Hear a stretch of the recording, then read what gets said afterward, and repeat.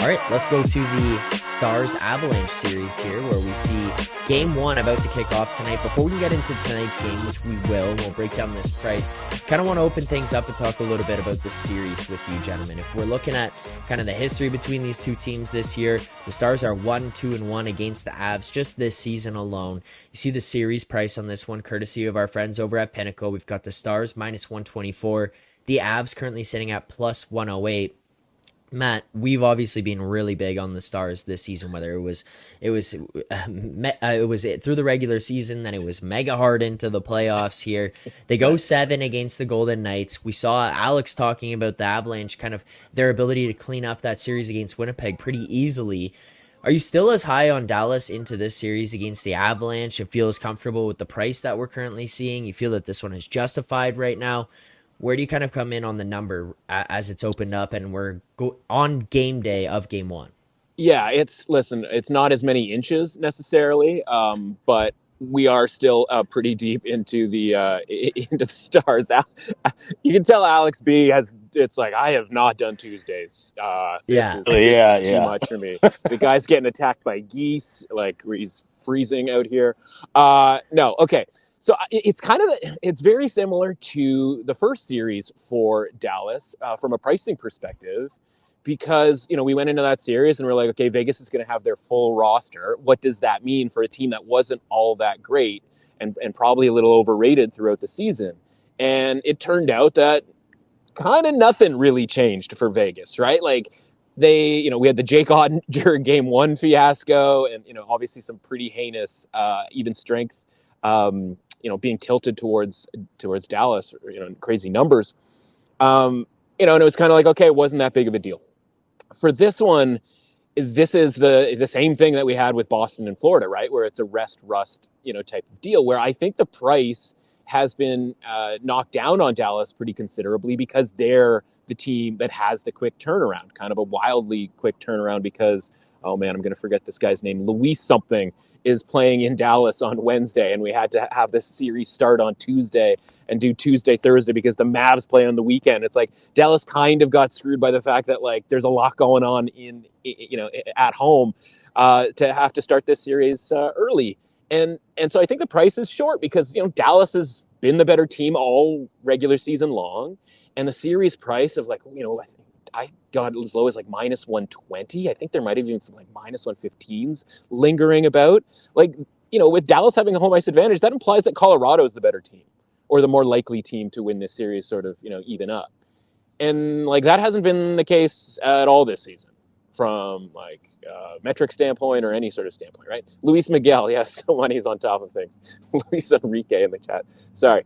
So I look at this and I go, we're getting a great deal on Dallas. I don't know by how much, because as much as Jake Ottinger was very good in the back half of that series, still a little scarred by the occasional Jake Ottinger-ness. But at the same time, Georgiev, I don't believe that he's any good, and he certainly doesn't have the at least track record that Ottinger has. So yeah, I am medium size into the Stars here out of respect for the Cale Makars and the Nathan McKinnons of the world. I just think the price is short, and as we saw last night, right, that didn't preclude Boston from winning last night, and Dallas is at home, so I mean the energy should be there for game one. So I expect them to get off to a good start as well.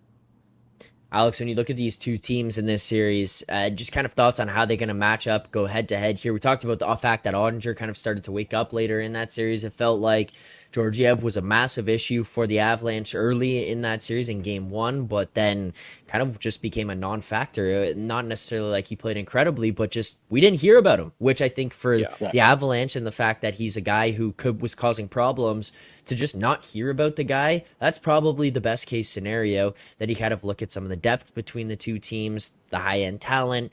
What do you make of the matchup when these two teams start to go head-to-head here tonight? Yeah, outside of the New York Rangers, obviously, the Colorado Avalanche did the best job of winning their series. Not just because they only lost one game, but in the way that they won the next 4 games after losing game one. And like you said, making Georgiev a non-factor, having the defense step up and play well enough in front of him to where if he does make a mistake, it can be covered up, and the offense plays well enough to where they can make that mistake right back up and get that goal even. So now they have to face a team that's going to press them much harder offensively, have a lot more offensive talent, in my opinion, in Dallas. but also now they have to deal with a goaltender that seems to be a little bit more solidified and reliable in Ottinger. So I think we're going to see a lot of back and forth, and it's a matter of what wins out. Now, early in this series, I think we do see offense.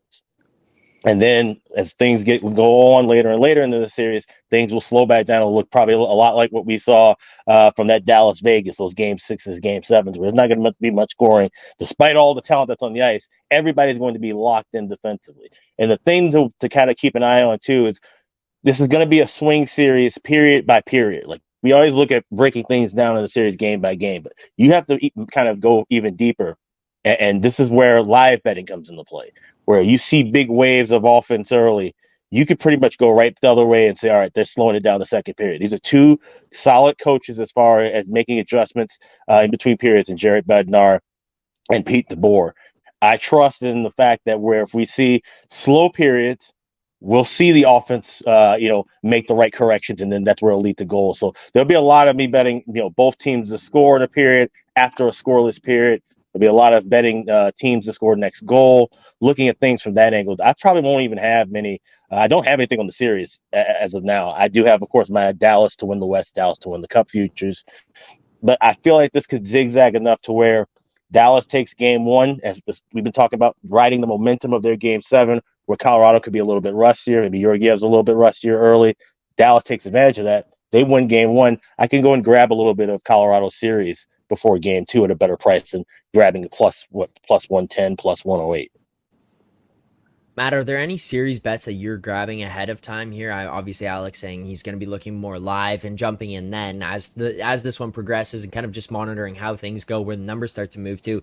Is there anything that you've loaded up on ahead of time? Are there things that are still available out there that other people might be able to get to? Yeah, I'm still on Dallas series, basically at Yeah. any price that's still available. Honestly, because there is such a discrepancy between where I have the Stars rated because of the weight that I put on even strength, and it's worth mentioning. I didn't go get into like the total games market or anything like that because it's a little bit different from Boston and Florida, right? I have more of a trust in Dallas to, at the very least, like I think this is going to be a long series, right? And like the first round series, right? Like having that game seven at home matters. And again, it was a really short price for the Dallas series against Vegas, and it was minus 130. And we knew that even if it got to game seven, we'd probably have a pretty good ticket in our hand. And I think that's going to be the case here, right? I expect this to go long. The fact that I think Dallas probably wins in seven. Really beneficial to whoever gets out of the next round, because last year we saw Dallas messing around with the Wild and the Kraken to the tune of like a 6-game series against the Wild that probably should have been shorter, and a 7-game series with the Kraken that really should have been shorter. And then they just ran out of gas against Vegas. You remember they went down 3-0, won 2 games, but by game 6 they had absolutely nothing left and got blown off the planet. This is the second round, so they don't have that those games piled up, and they are a deeper team than say Boston is. So they can run 4 lines a little bit more effectively than Boston can. So I don't think there's this sort of worry that they need to get this done early, right? Because of the different circumstance that they're in versus Boston. So nothing for me in the games or any sort of alternative market. It's really just like, I think Dallas should be a bigger favorite than they are. I understand why that kind of can't be because of the interest in Colorado and Nathan McKinnon and Cale Makar and all that stuff. It's just, I'm just taking Dallas again, not necessarily mega hard, but thoroughly, thoroughly hard in this series. Uh, I, Go ahead, I Alex. will say this too. If you like Vancouver or Edmonton out of the West or Cup, this might be the series that if you don't have anything in pocket, this might be last call to grab one of those prices, because of the fact that I think this Dallas Colorado series will take a lot out of whoever wins the series heading into that next round. So that's something that I'm kind of keeping an eye on as well. Whoever can make it out of Vancouver or Edmonton, which I'm hoping will be the Canucks, but whoever can make it out of that series certainly will, I think, have a little bit of a fast track, because I think that the Avs and the Stars could be really worn out, especially if this series goes all 7 games. Matt, I'm glad that you showed up there today with that scenery, because Connor is bringing up you've got him thinking about moving to Vancouver with the view behind you there. So there you go. Might be We're gonna switch converting it some up. people. We're gonna twist it change around, change the view. change the angle. Before Mainly we get your because my feet are predictions, falling asleep. Fair enough.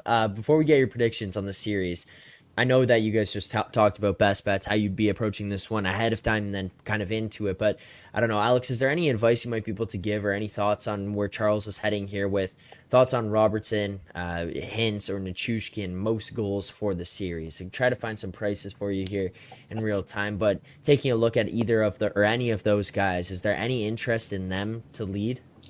Nichushkin would be an interesting one. Now, I actually have Nichushkin plus 6,600 to win the Conn Smythe, which is essentially my ticket of saying, oh, if Colorado finds a way to win the Stanley Cup, he would more than likely be the guy I think that would lead the way in that category. So that he might be the one name I would throw there. It's not that's not markets I really kind of dig into. The one shot I did try to take last round was Gabe Velarde, and that man was nowhere to be found. So I probably won't be dumping in on that. So best of luck with whatever you're looking at. But Nichushkin is definitely a guy that I would have my eye on. I think he's going to have to be the X factor in every series for Colorado moving forward. Matt, any thoughts on those guys brought up there to lead this series? I know that those are markets that you had taken a look at in the past, Yeah, and other series previews. yeah. So I mean, I have Miro Heiskanen, in pocket already. I don't think anything from that first series would necessarily dissuade me for jumping back in, for a little bit more there because, again, they need Ottinger to be good to win the Stanley Cup. I don't think they need him to be like amazing, right? Whereas I think Heiskanen is the thing that kind of drives everybody else's play. He's kind of involved in everything, and obviously defensively as well. The Nikushin thing is so interesting because we have seen these kind of like crazy first rounds, goal scoring first rounds in the past, and then it kind of, nothing sort of comes of it, right? Because I mean, you have to remember by the time we get to June, like people kind of forget like what happens in the first round, right? And as much as we want to weight it like a quarter of the votes, if you will.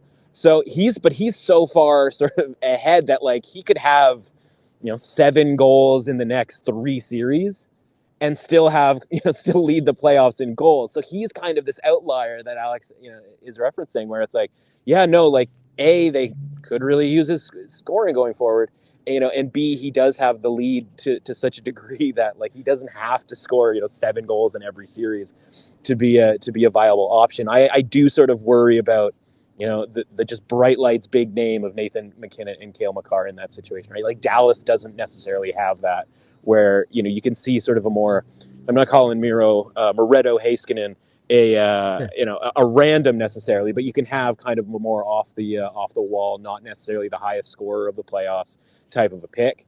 And always sort of worth mentioning that as long as Connor McDavid has longer odds to win the Conn Smythe than the Oilers have to win the Stanley Cup, he is theoretically valuable because there is no chance the Oilers are winning the Stanley Cup without Connor McDavid being the Conn Smythe Trophy winner and being, by far the best player in the playoffs. So always, that's like a public service announcement that I do every year, win or lose, for the Oilers, which of course up until this point has always been lost. So just keep an eye on that one. All right, final thing That here makes to sense. kind of break down with the series. Well, let's do our predictions. We'll do who wins, how many games. Alex, I'll go to you first. Between the Stars and the Avalanche, what's your prediction? Yeah, like I said, it's gonna be a fun series. We'll see some back and forth, some timely goals, but more importantly, we'll see some good defense in the clutch time. And I think the better goaltender wins out. That's Jake Ottinger. I think the better team wins out. I think that's the Dallas Stars. So give me Dallas in 6 games to move to the Western Conference Final. Matt, where are you at here? Dallas in 7, the Game 7 coaching goat. We talked about whether Pete DeBoer was a good coach. 8-0 in Game 7s. Is it 8-0 before the win or is it 8-0 after? Now 8 8 no 8-0 now, now. yeah. Yeah. Is that any good? So, I mean, that obviously doesn't Bruce necessarily. Boudreaux could never, right? Like, he has no idea about that. Yeah, that doesn't necessarily, of course, mean that they're guaranteed to win, every and all Game 7 going forward. But give me the Stars. Never make it easy on themselves. But yeah, let's go Stars in 7.